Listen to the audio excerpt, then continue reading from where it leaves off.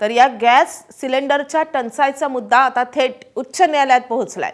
Gas वितरण कंपनीच्या 6 विक्रेत्यांनी नागपूर खंडपीठात धाव घेतलेली आहे। घरगुती गॅस पुरवणाऱ्या कॉन्फिडन्स पेट्रोलियम इंडियाच्या विरुद्ध आता त्यांनी उच्च न्यायालयामध्ये याचिका दाखल केलेली आहे। 6 विक्रेत्यांच्या या याचिकेवर खंडपीठात आज सुनावणीची शक्यता आहे।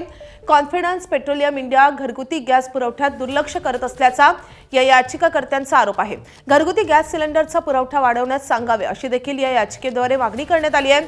न्यायमूर्ती अनिल किलोर आणि राज वाकोडे यांच्या खंडपीठासमोर आजच या प्रकरणाची सुनावणी होण्याची शक्यता आहे।